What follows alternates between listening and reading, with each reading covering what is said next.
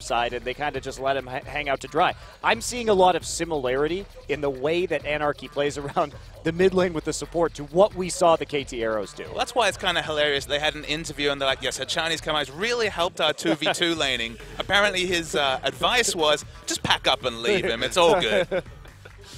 Pretty funny stuff. Well, there's a Zed ban against Mickey, and that is becoming increasingly necessary when Anarchy has the red side, as well as Azir versus Sassen. 3 mid lane bans on patch 5.11, super interesting to me. What were you seeing in terms of pick and ban trends yesterday? I only caught some of the games. What was sticking out? I mean, the priority doesn't seem to have really changed in this patch. We still see a lot of the Kalista, the Ryze bans, etc., especially on the red side.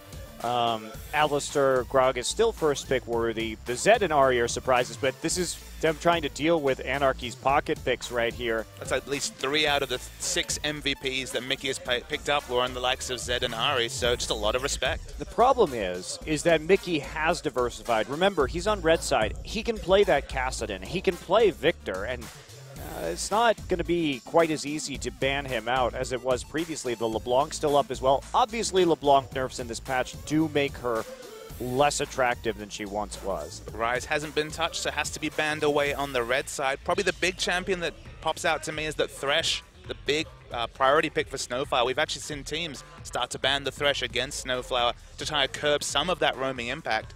No support ban other than Alistar put out by SBENU, and it doesn't necessarily look like they'll prioritize that as the first pick. A lot of strong junglers available at the moment. I think you have to take the Gragas here because the problem that you run... Oh, they're going to take the Sivir. The problem that you run into when playing against Lyra, instant lock Fizz, that is a bit of a surprise here. Definitely a very big flex pick. We have seen one jungle Fizz, but probably going to be between the solo lanes. Can't see a Trundle being locked in. How is this going to affect things? Because, of course, Mickey is going to be able to play that as well. And, yeah, that is quite surprising.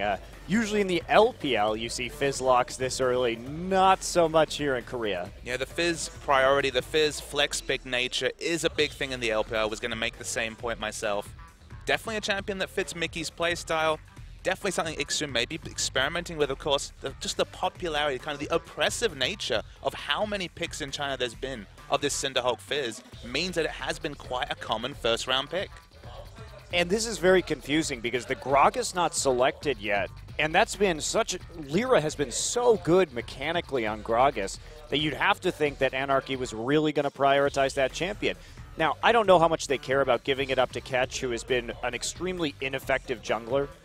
So far this season, he's played the Echo, he's played a lot of Gragas. Teams just aren't afraid of letting him have the Gragas because he doesn't do much with it, frankly. You could say maybe this is the perfect learning environment for Anarchy to try something out of the norm. Maybe don't play that assassin-centric mid-comp. They've already picked up the Fizz, but they're not necessarily bound towards having an assassin mid-laner.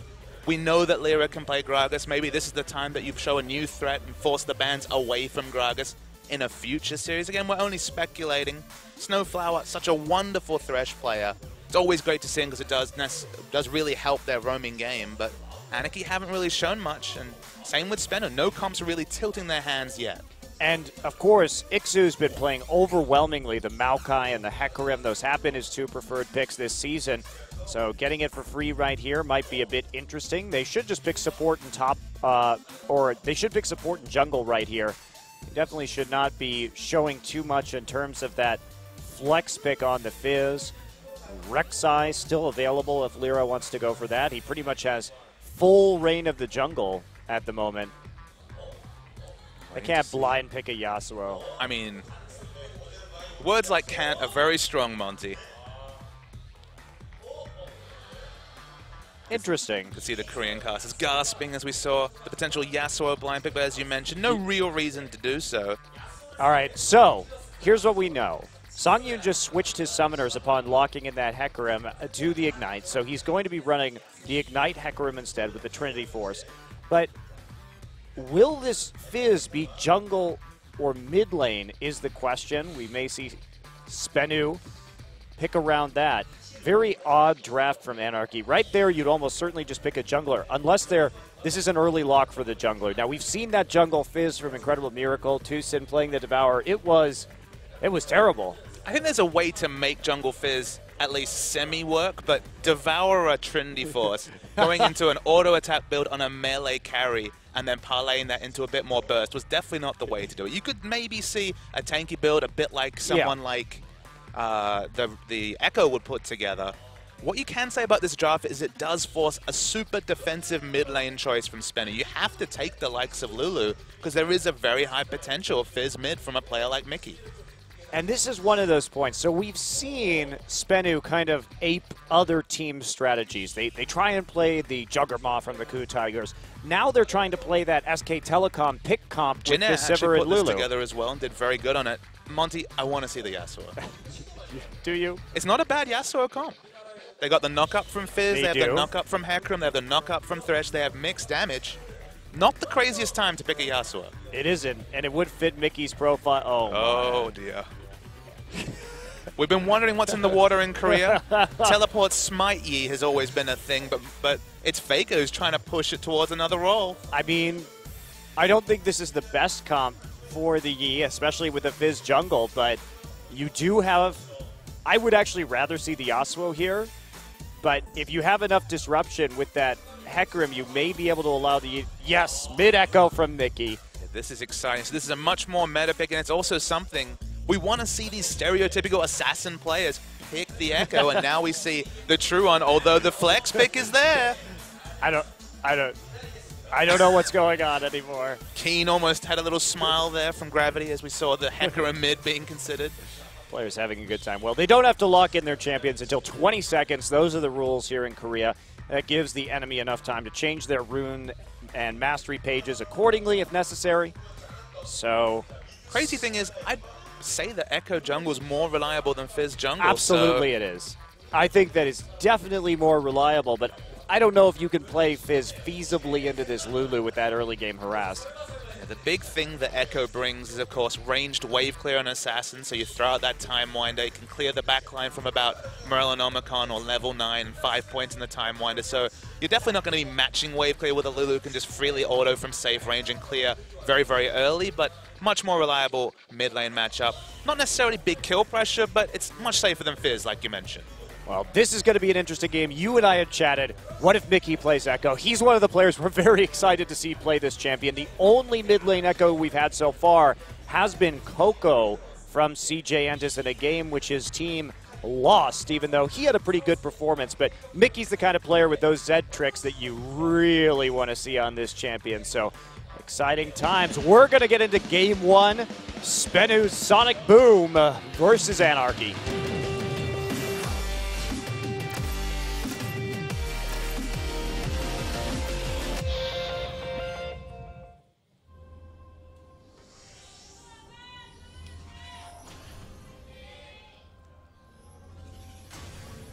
Wow. It's very early here in Seoul. Everyone is super hyped today, Papa Smithy. It's actually a good crowd, a massive crowd, but the call leaders must just not get off school before 12, Monty. What to say? Of course, in the middle of the day right now. All right, so do we have hope for this Jungle Fizz this game? Will it not be such a horrendous build? I think that this with the standard build, I think maybe it's okay. Maybe like Trailblazer and then just going so you have the a little bit more AoE, and then the Cinderhulk might be decent. All right, so he has attack speed runes and AP, so that's probably what you need for early jungle clear. You might think, oh no, it's already Devourer, but of course, even champions like Sejuani and to a lesser extent Eve will pick up items to help, runes to help you with your first clears. Of course, items can help you to scale into the late game. Runes just help you get through the jungle safely. Very slow, single target focus in the jungle, but as you mentioned, does he go tanky? Does he try to build ability power? You never really know with a jungle Fizz. There's just no consensus build for this pick. All right, Mickey hanging back for another potion right here, so going with the flask in this harassment-heavy lane. Soul just going to pop down some saplings there, and we are going to see the junglers start both on the top side of the map and small camp standard lanes. Snowflower on that Thresh that he specializes in so heavily in lane. Soul going to take the first camp, actually. hit level 2, and then help out with the second. We've been seeing this jungle start more and more in Korea. Instead of the top laner just trying to tank a camp by themselves, the jungler just goes ahead and sacrifices it. And this is really a reaction to possible lane swaps and walking into the enemy jungle, I believe, because that means there are 2 people there in case you do get harassed by a support in the enemy jungle. It also means that you can start a small camp instead of starting at the buff.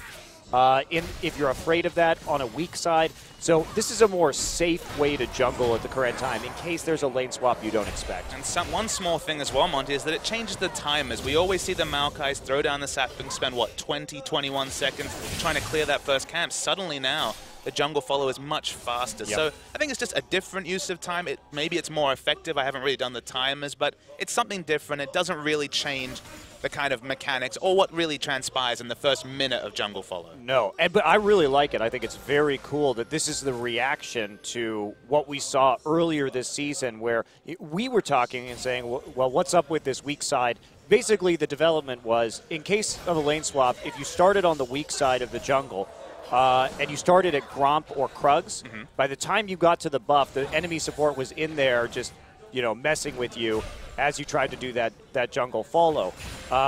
In this situation, you don't have the same split.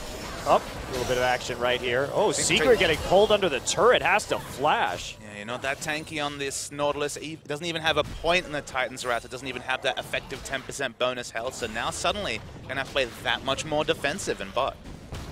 So to continue my very long-winded point about lane swaps and interested. jungle I'm starting, listening. which is you and I are probably the only ones interested in this. But basically, if you had to get your top laner low off of a nearby camp and you were leashing in some way, it just allowed the support to harass more.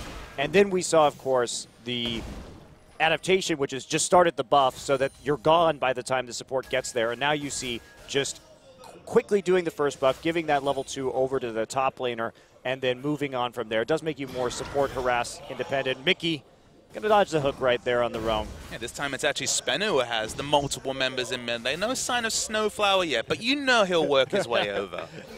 The ultimate kill pressure right here with the Fizz and the Thresh. Lots of burst if they can get in that mid lane. So let's return to the point about level 1s. I know the viewers are just standing there listening about level 1s. I guess the only thing I can add to what you said was very succinct and correct, but I guess the small thing that I've noticed about this particular start is that you don't need any extra information about a lane swap to actually engage in this jungle follow. You do it. Your timers don't matter. You don't need to do those deep wards and try and guess, is there going to be a jungle follow? Should I be going for this first camp or not? If you're just following your jungler, you get that level 2.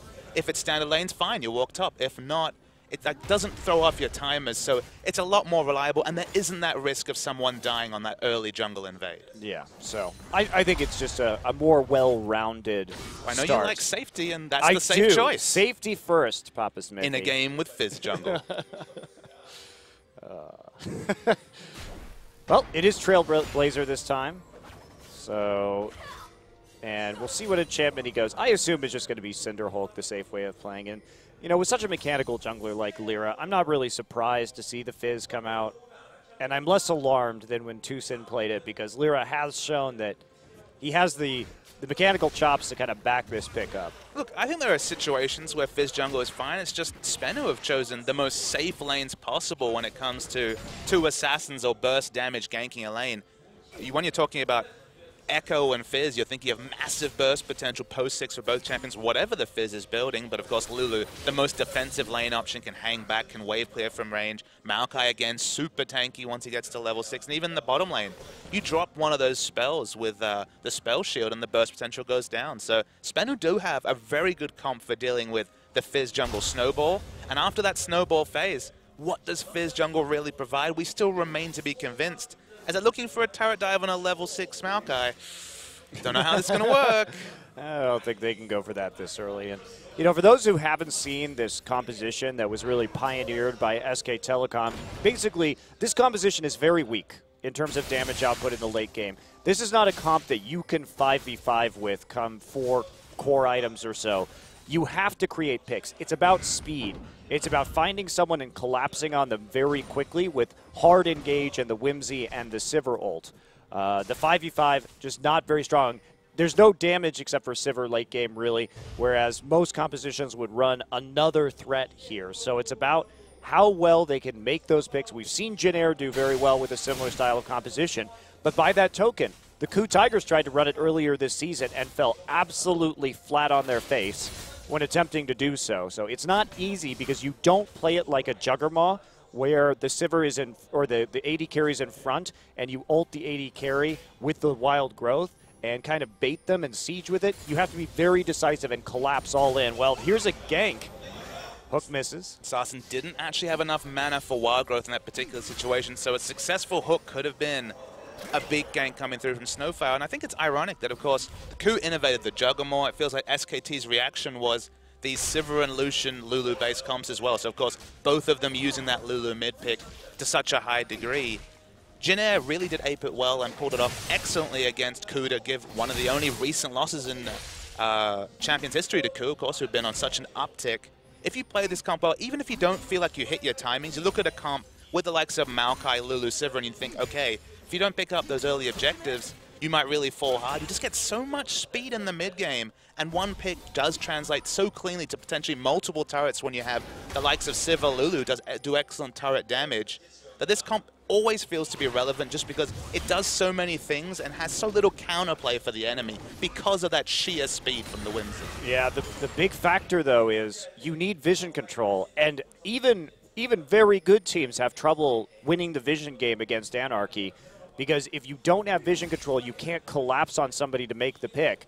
And you have to group at that objective quickly and wait for your enemy to miss position, maybe not group quite fast enough. And I'm not sure SBENU has the foresight or the warding to make that happen. Right here, they do have some good wards, however, around this blue buff. Try a little bit of a steal at the moment. Orky and Thresh look to be reacting. It's already falling very low. They do use the smite. No, actually, they're able to donate it over. Both of them have a blue, so hard to say who secured it. But the result, of course, with Catch using his smite, is that 2 blues are over to SBENU, which should help their laning quite a lot. Yeah, and they do have that early lane bully as well. Mickey going for a Sheen here into the Codex. I mean, basically the way I look at Echo these days is, yeah, you can get the Morellonomicon. We are on 5.11 as well.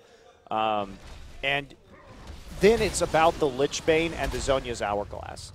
The Lichbane, really key to maximizing his burst on those auto attacks, which he already does so well with the passive. We're going to look for a little gank right here. He's got level 6. He is going for the Cinder Hulk, has the Cinder. Going to be found out by the Sapling. Yeah, Catalyst was already completed, so once again, ganking the Maokai can be super difficult. I think Morellonomicon was optional in the previous patch, but 100 mana cost on his ultimate just makes him so much more mana constrained that I think you have to pick it up. Dragon goes down. They notice that I only think of Tucson when I see Jungle Visit. Lyra's on the top side of the map, so they get a free Dragon, so good play by SBENU. Yeah, and SBENU hasn't had as many issues in the early game. In fact, they were quite competitive with the Juggernaut comp against SKT, but they just can't actually close out or even contest objectives in the late game. They make a lot of errors in terms of their play on the map as the game goes on. But that was a very decisive attempt at the Dragon right there. They know they have that early game power over the mid lane with Lulu, and of course Corki not having completed his Trinity Force yet. So Anarchy and SBENU, realistically, even come the end of the season, remember we're only just at the halfway point of the season as we reach Saturday's games. These teams are going to be competing at the bottom 4, as we see Mickey coming onto Sarsen. Already a lot of burst damage. Paolo converges is down. Will he get the stun and shield? Shield comes through, but no stun. Sarsen just on the outside of that, expecting it to come through, but some nice harassment.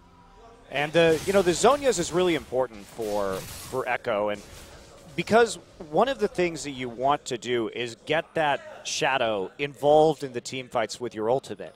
And what Zhonya's does is, because it's a 4-second follow on his Shadow, is it cuts 2 seconds off that follow. So if you can get into a team fight and then Zhonya's and then get your ult in as you wait for your Shadow to catch up, that is one of the most effective ways to play him at the moment. And deceptively, both offensive and defensive utility in that decision. Whether you want to get in or out depends when you want to pop your Zhonya's, but as you mentioned, cutting down time. A new champion. The trade damage, the auto attacks are doing massive damage to Sarsen. The ult, but Fizz is here as well. This is going to be first blood, but at what cost? Well, maybe the cost of Lyra. He goes down. Catch right there to finish it. Snowflower takes Mickey out with the lantern, but leaves Lyra a little bit high and dry. Still, though, kills for each jungler, assists for each mid laner, so pretty net even in the end. Worth noting that Anarchy used 3 members to the 2 of SBENU, but given the evenness of the trade and the back timings, no CS advantages anywhere. You're going to give the first blood over to Anarchy and the slight advantage. Yeah, just a subtle edge right there. Nice reaction from Catch in that mid lane. Mickey with that all in, but you got to wonder, Sasin actually got hit by the parallel convergence there. It seemed like he had plenty of time to realize that ability was going to be incoming. Well, he died with his flash available, which doesn't seem like on a champion as defensive as Lulu that should ever be the case. If you have that mobility from the Whimsy and you have the flash available, doesn't make a lot of sense to get hit by a parallel convergence, that very slow-moving AoE ability in the mid lane. It's quite so much setup time. You'd think that over the course of the 3 seconds, not even the half-second warning timer, but the 3-second cast time, that you could really expect what was going to come out of Mickey and get away from it. Maybe you just use the polymorph and flash defensively instead of using the Whimsy. Either way, it seems like an unnecessary death. And speaking of unnecessary, Secret takes a lot of free order.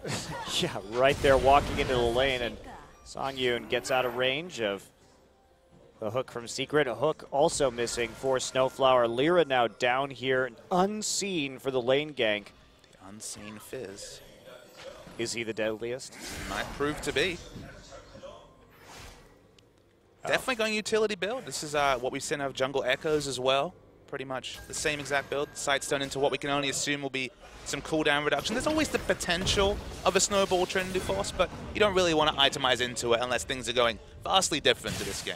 And that's the question, right? Is if you're going to do this build on a jungle champion, isn't Echo just better to do it on with his faster clear speed and the fact that he's still going to be doing decent damage with his passive even through a tank build, and he brings a lot more zoning and utility than Fizz does? See, the only thing I'll disagree with you on that particular line of thought is this is a soul damage threat comp from SBENU, and I do really respect Fizz's ability to just mess someone up in the backline, throw down the fish, CC for a long time. Mickey's going super aggressive, but with the lantern, can get away easily. Yeah, just tapping. Free damage. Yeah, it's a little bit of free damage right there. And Snowflower, really his lantern play with Mickey and that synergy has developed so nicely this season so far and been a key reason behind a lot of their wins. But that's why Koo was so adept to understand, okay, Snowflower and Mickey definitely on the same wavelength. Lyra and Mickey almost exclusively playing around each other. Snowflower and Songyun, it's not really a duo you have to talk about, even though this is the streaming duo, of course, have had a lot of game synergy playing on stream on the Korean server. In competitive, these two playing together hasn't been a factor. Yeah. At least in any of the impressive Anarchy wins. Time Winder right there, out just to zone out. Sasin a little bit, take some hits at the pink wards. Ixu and Soul in the never-ending top lane war. But yeah, Fizz's ability to annoy a single threat has to be respected. So the more CDR comes through, just get in the backline, auto attacks. If you hit the fish, we're talking about the double slows and, of course, the knock-up. So I think that might be the unique factor for the Fizz this game. Is it going to be relevant given just all the reposition and speed on SBENU? Maybe not, but with a soul damage threat, I respect the Jungle Fizz. You have to remember that they picked this without knowing that this was a soul damage threat composition. So they also picked it without knowing if it was going to be top lane, mid lane, or jungle mate. Well, we don't know. I don't think Ixu is going to be the first one here to hop on the top lane Fizz. Just he wouldn't be the first. Well, he wouldn't be the first, but just in terms of his preferential champions this season, he hasn't shown a lot of diversity. Still a lot of priority on the home guard boots from Hecarim, despite that being the target nerf that Riot chose to do for the Hecarim. It feels like maybe that initial 1,300 gold isn't necessarily worth the power spike, because Dragon's been started by SBENU. This would be the second, but Anarchy's vision around Dragon, this is actually something very uncommon for them, is almost non-existent. Yeah, they're just giving them up early right here. No contest on these objectives. Nuclear just going to go ahead, and he has that vision, so he goes and blocks the chain or the hook right there from Secret with the spell shield, making sure that no counterplay could be made if Snowflower wanted to follow up on the death sentence over the wall. So, yeah, just surprisingly passive. But can you blame them? I mean, Anarchy's running a composition that has a distinct item power spike with the Trinity Force on the Hecarim, with the Trinity Force on the Corki. And so by not contesting early, they're not fighting in a power trough. So they just have to fight the third one now. I think we should give Anarchy that benefit of the doubt. It's always risky when you're talking about a bottom 4 team to give them benefit of the doubt about a strategic misplay, but given how consistently good this team, which is bottom 4, but certainly not bottom 4 in terms of vision, the vision game has been, to just not ward, basically they're saving the gold. They seem to be spending much more gold on items than necessarily consumables like wards that has been traditionally their play in previous games. Maybe they have been that savvy to understand that their power spikes, they're at 25 to 30 minutes, not the first 20 minutes of the game. Yeah, and we're seeing, too, now the Lichbane done. I mean, once Anarchy and Ixu in particular pick up that last Trinity Force, their burst damage on 3 of their champions is going to be enormous. So they have to be very careful. So given the items that are completed, remember, double Sheen items completed in terms of Lichbane and Trinity Force for the Mickey and Sungyun respectively, double Sightstone. Surely the big thing for Anarchy to do is play around bottom lane, take out that turret and start the split push with Lichbane Echo and the defensive wards from the double Sightstone they've got completed. Lichbane Rush means one thing, and that means no team fights right now. And honestly, against a team comp that basically is solely about rotations, picks, and team fights, that could be very, very powerful. Yeah, well, it's all about how Anarchy comes through in the next few minutes of this game. And just set up that split push, as you mentioned. Just try and get it going. And with Trinity Force, they have the power spikes to DPS down a turret if they can get a pick of their own. So must be getting very close to the Trinity Force at this stage. Triple Trinity Force, so triple Sheen items, at least double Trinity Force and the Lichbane. Catch. Doesn't really have a lot of damage though. This is not Devourer of Fizz. So no, it's not. Still some further invades here from the Anarchy bottom lane. And Mickey continuing to trade very aggressively, seeing if he can get that parallel convergence. Gets scared though. Draws out the Polymorph though, so the Whimsy now not available. Ixu doesn't have the Trinity Force, but still playing aggressively around Soul. Getting chipped out of lane and just wants to cause enough pressure, whether that's fake or implied pressure, to just farm this Trinity Force safely. Implied pressure. These are phrases that you only hear when you have the double color cast going. Implied pressure. You watch yourself. Well, I've got some implied pressure after this broadcast, Monte Cristo. I'll have to watch. I will have to watch out for that because, wow, interesting. Not sure what that means in real life. I'll leave it in. I don't know if I can handle your innuendo today, Bob Smithy. So Mickey just, try and mess up Sassen where he can, but just really no solo kill pressure. Snowflower. Around mid as always. I just like how he occasionally just wanders into mid and throws out the random hook. It's like this is the 3rd time we've seen it this game. But look, he's not needed in bottom. His AD carry wasn't there, so why not just give it a go? Just give it the old college try. And that's why it's hilarious when they have the interviews and they're like, oh yes, we developed this new strategy of playing around Mickey. Meanwhile, in 100% of their games, they've played around Mickey. A lot of other supports, maybe they take a nice wander top side and try for a lane gank right there with the Hecarim, but no. Not Snowflower. Goes for the old predictable walk into the same side of the lane that I'm laning on and then throw out a Q. So I guess what's your take on Anarchy have basically spent their early game building damage. Trinity Force top laner, Lichbane mid laner, Trinity Force bot laner. The 3rd dragon is coming up in a minute and a half, and you can think, okay, that's 3 sources of burst damage. Delete someone and take the dragon. But it's going to be difficult against a team that has the Lulu, has a lot of defensive and utility options. Do you just try and stay in the lanes, maybe fake down a teleport, and just try and push top lane and start breaking the outer ring of turrets and start the split push? Or are you pressured to fight for this 3rd dragon if you're Anarchy? No, I think Anarchy has a poke advantage right now. And they will be able to engage upon this properly. Also, Catch, he just got this Aegis of the Legion, which actually isn't that helpful. It's helpful against Corki and Echo, but in terms of the itemization of the 2 Trinity Forces, not really going to help in that regard. So any kind of strong engage from Ixu or auto attack range from Songyun, it's not going to be that big of an item spike right here. And Sassen also still struggling to get that death cap. He hasn't completed it. And he's not going to by the time the dragon comes up either. So I think Anarchy's in a place where they can fight this, especially if they get some poke down first. And a pick from the likes of the line skill shots of the Fizz ultimate and the Death Sentence coming through in Snowfire. A pick, the damage is certainly there. It's the CC that's much more unreliable when it comes to actually getting that first pick against, as we mentioned, all the utility of the likes of Lulu and Maokai. Well, I think they have to do something around this next dragon, though. They have plenty more wards than we've seen previously. Mickey a little bit chunked out right here, but he is in control of the wave. And now Anarchy starts to group. They want this Scuttle Crab. And wait for it to, oops, it's not being very compliant right now. Wow. Draw out a smite, but there's another one available for catch, so it won't be relevant when it comes to the Dragon War. Yeah, that crab actually, the pathing on it was a little wacky right there. Kept going back without those auto attacks coming in. So SBENU starting to move in.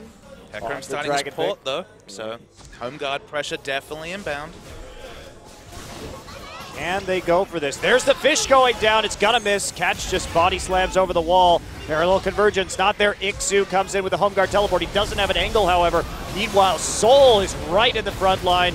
And there you go. Everyone just auto-attacking him. He's going to go down eventually, but so many members of Anarchy low right now. Ixu has to get out. Songyun still at full HP. Mickey, can he get back in? He's getting chunked down by the Glitter Lance right now. It's all up to Nuclear. Nuclear has to flash back. Sassen has no mana, and a very sloppy team fight as Fizz goes back in, but that's going to be an ace for SBENU as Hecarim just can't find an angle, and Soul able to do a lot of work by teleporting directly into the front line. A big 5-for-2 trade for SBENU. Don't even have to really rush the Dragon. They're going to take an outer turret, the first turret of the game. Lots of squishy damage threats. Remember, Hecarim only just had a null magic mantle. Damage was what's being built. We're going to see the replay coming through. They just couldn't really fight in this particular choke. There was no pressure onto the backline. You can see Nuclear and Sassen in the backline free auto-attacking, and although Anarchy are poking in and out with Sheen procs, they're just not tanky enough to play like this. Right, and the big problem, too, is that Ixu went right back onto Maokai instead of trying to zone out Sassen or Nuclear. So he could have made much more of an impact on the back line of that fight. A quadra kill in the end for Nuclear. Out of nowhere, suddenly starts piling some big items, already gone for the Average Blade, so approach the early game in the investment banker sense that we see so much from Sivir, really paying off now. Yeah. Righteous glory done for Soul, so a big team fight win, a very healthy lead for SBENU. But I have to temper this. We've seen this before from SBENU. We've seen them get into the lead in the early game. Now they have the 3 dragons, though. But inevitably in the late game, they always seem to make that error that costs them so much. Anarchy have definitely focused their early game on damage and just trying to finally force the split push scenario that we're not sure SBENU can deal with. They've taken the outer turret finally, they've taken the blue buff almost instantly, and with triple Sheen items, they're going to keep pushing. Well, that's the crazy thing. The 5-man fast push here is going to just absolutely cleave through 2 turrets based on all those Sheens, because there's no counterplay from SBENU. They can't get there soon enough. They trade 2 for 1. They're going to go for an early Baron, it would appear. They have incredible Baron damage. They haven't been spotted out by the smart ward there is from the top on SBENU. There's going to need to be a face check. No, they've definitely got the information they needed. Sivir's pushing in bottom, but Hecarim, of course, will be there to answer that. Yeah, so, but a very favorable trade from behind for Anarchy. Getting a tier 1 and a tier 2 just for the price of 1 right there. And I have to say, grouping then, very smart from them, knowing that they were going to be able to outpush their opponents. And SBENU, their reactions have not been good on the map. They are very slow to assign people to lanes, to get people inbound on defense. And that SBENU's now going to be coming in, but they're not really going to be able to do much right here. Remember, they need to make picks with this composition. They can't really siege very effectively. I mean, both these comps do excellent turret damage, but it's going to be the macro decision-making between the two on who will get the most in their windows. You have to say Anarchy, big advantage there. They showed it already, just outmaneuvering SBENU despite losing out on the objective game in the early game. can they set up the split push they've really comped around? I mean, even 1-3-1 is massively powerful from this team. Yeah, they have Ixu, they have Mickey for that 1-3-1, and good wave clear as well with the Corky Rockets and Phosphorus Bombs, so they should be able to handle things. Again, they're going to lose their blue one more time. They've been having trouble with this game, but Mickey, who we know is very measured and very skilled when it comes to the split push, we've seen it from his Zed. This is where he has to engage that and really start to turn up the heat. So here's the question that I have for you, Monty. Look at this SBENU lineup. Lulu, Maokai, Gragas, Nautilus. This is definitely a lineup that can turret dive. Are they actually safe to 1-3-1, or is it going to have to be a 4-1, given just how many engage and dive tools that SBENU have? Well, that will be the big question right here, is whether SBENU wants to pull the trigger on that. Mickey, so many go buttons. It seems like a huge risk to engage the 1-3-1, despite the fact that with all the sheens and damage, turrets, as you mentioned, should be folly for this Anarchy lineup. Yep. Well, Mickey also went for the Abyssal Scepter this game, so I think a little bit more magic resist, and that's going to synergize well with Songyun and Lyra. Meanwhile, SBENU has found an opening, but they're going to lose a mid lane. This is not a good trade for SBENU. They've committed a... They're going to... Wow. It could be a 2-for-1 trade, although Anarchy, they're not actually... TP back up right now for Ixu. They may just want to take this fight. I don't know about this. I think they could push faster, quite frankly. They're walking through an unwarded jungle as well. There's a lot of pick pressure from SBENU. This is a very risky undertaking from Anarchy. They're going to go for the 2 turrets. They have to fight now, otherwise this will be a giant waste. It's going to be a giant waste. Yeah, this is unfortunately the decision-making mistakes that you see when we're talking about teams in the bottom 4 play in this 10-team Champions League at the moment. It feels like they could have gotten 2 turrets in exchange for an inner turret. Yep. And when you're talking about the mid and bot lane turret with a split push focused team, seemed like it'd be a given. They have 3 pink wards down around Baron. Gragas in the area, but the Baron pressure from this team is immense. Yeah, very big. So someone's going to have to face check this. They see Snowflower. There's a hook in. Catches Snowflower up. Box drop. Flash used, but Snowflower is going to just explode. And will they be able to come back? Parallel Convergence going to be zoning out a lot of members from the choke, but the pursuit is still coming in from SBENU. They're so tanky that there's just not enough damage. Songyun fleeing, as is Lyra. Has to use that summoner heal to get Lyra out. Still going to fall to Sivir. And here is Nuclear powering through onto Songyun. Songyun backing off right there, but this is... hilarious. Hilarious. Yes. As Sassen was doing exactly no damage whatsoever to Ixu. SBENU move on to the Baron. They pick up Lulu in the swap. It's still 9,000 health on the Baron. Ixu still has teleport here, too. He doesn't have time to go back and get the home guard, but they're going to turn. There is the damage onto Ixu again. Soul will pick him up, but that means no Baron, so mission successful as far as Anarchy's concerned. And Lulu just got too cute coming to the Baron in the riskiest possible manner, not taking a safe route and going around the choke. Went straight through it and got picked off by the 2 members still up from Anarchy. They might even pick up a turret in mid also. Going to get a lot of chip damage onto it at minimum. I guess we shouldn't be surprised given the fact that these are 2 of the bottom teams, but definitely some strategical misplays in the last few minutes. And they're probably going to get this dragon as well. Songyun needs to stick around and go for it, actually. They have the dragon live. There's no one on the map right now who can actually contest this. They just gave up the dragon as well with Songyun going back, it would appear. Wasn't very healthy, and I guess they expected SBENU maybe to have some Songyun wards was around fine. the area. He just didn't have mana. He was perfectly healthy, and he has a blade as well, so he would have healed up off the dragon. But they're going to wait for it, and even then, Ixu not going to be using his teleport. They're Sassen taking blue buff. Could be contesting this 4th dragon right now. Man, there were like so many missed opportunities right there. Songyun going back instead of contesting it while SBENU was in base low after the Baron. Then we see Sassen going after the blue buff while Ixu has TP up, and they could have had a 5v4 around the dragon, but everyone's so tentative and scared, and now all of a sudden SBENU may get a shot at yet another dragon stack. Feels like both these teams may need to file misconnections articles in the newspaper after this one. Oh boy, let's go on Craigslist for that. Could be. SBENU have great control around the dragon. They've done this the whole game. Now, of course, they are spotted out by the Scuttle Crab vision. Anarchy, they lost their last fight, but they need to opt into a fight around this 4th dragon. Yeah, they're coming through. There's the Sivir ult. Now, are they going to turn? Righteous Glorious Pop. Mickey locked down by the Maokai. Ixu just has no angle on the back line right now. They're trying to focus down Soul. Ixu going to be the target for SBENU. Catching the back line, but he's going to get blasted by Songyun. Songyun finds himself right in front. There goes Lyra, playful trickster on the backside. Mickey actually picks up a kill in all of that. Is going to ult back for some help. Songyun has to be careful. Songyun getting critted. Songyun going down to Soul. And there we go, 1-for-1 in the end, but Jungler traded for AD carry. That's a trade SBENU will make. It's an excellent trade for SBENU when it comes to trading up in terms of getting down a damage threat, but of course now they don't have really a chance to pick up Baron, so taking out this inner mid tower is probably going to be the most they're going to get from that team fight victory. Yeah, so still small trades being made in SBENU's favor, but they are accumulating over time. Now they're threatening that 5th dragon. Nuclear, absolutely massive.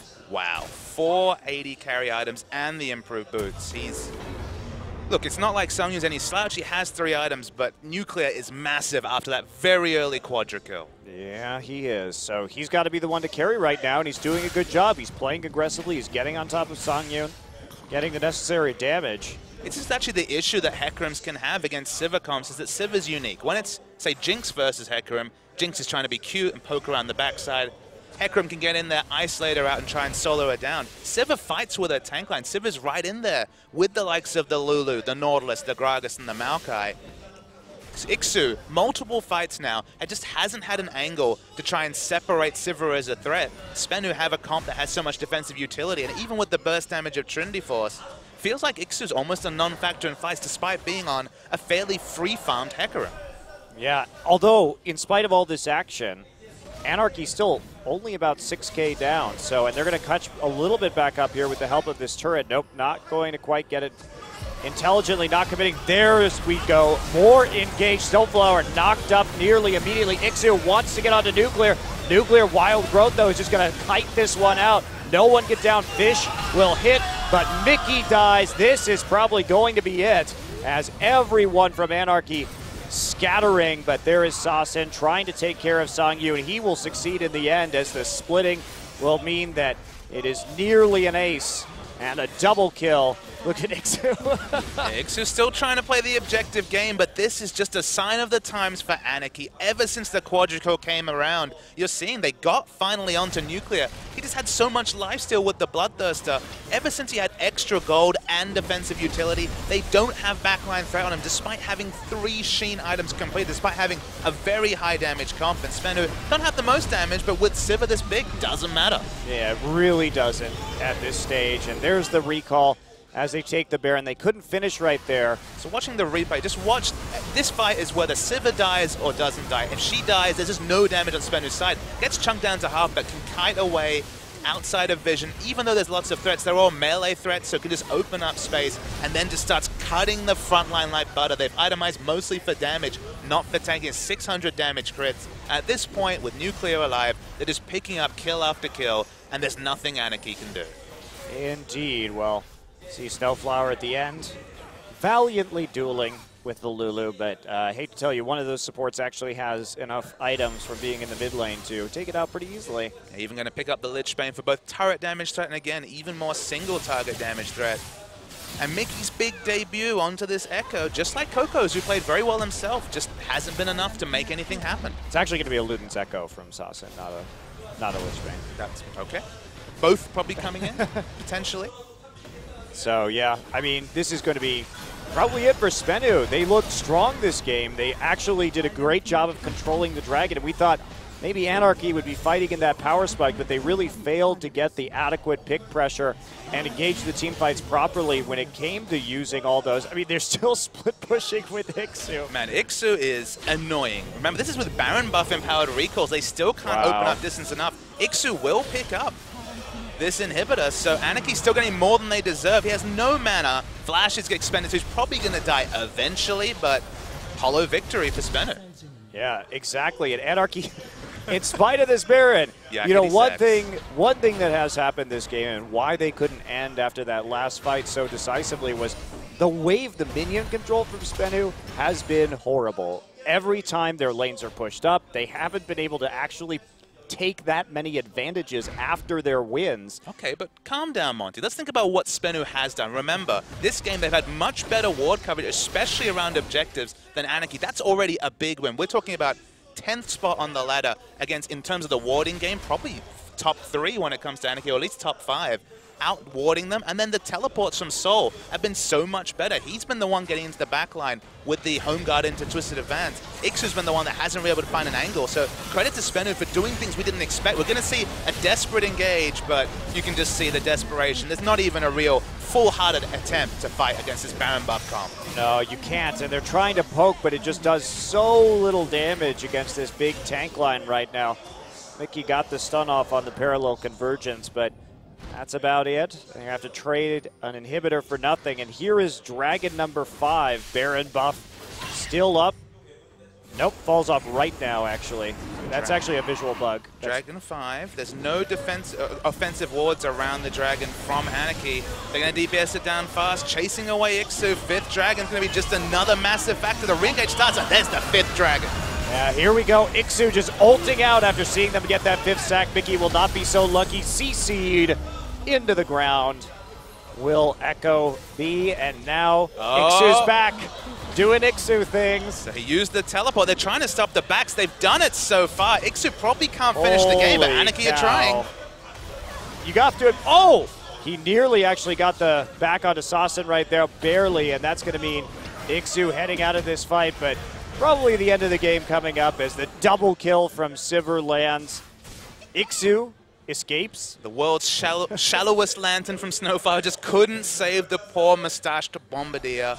You have to respect Ixu and what he's done this game so far. I mean, in spite of Anarchy's loss, he has made this a million times harder for SBENU.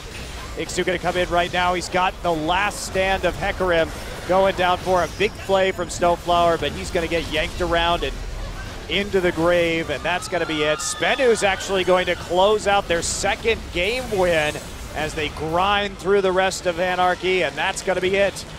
SBENU up 1-0 in this series, surprisingly. But this is at least a SBENU win where you look at the game, and much like we have with Samsung Galaxy over the course of the season, you say, okay, there are things that they were actually putting together both selfishly in terms of team play that actually showed some promise. What you want to see from SBENU is a team that in the back half of the season can be competitive. And look, we're not going to rush to any rash judgments. It is only a win against Anarchy, one of their fellow strugglers, but still SBENU showing a higher level performance than they have in their preceding, what, 17 games? Yeah, and Anarchy has to have more jungle presence. You know, this jungle Fizz really wasn't that useful this game, and because they didn't have that force early on to fight, they just couldn't do much around.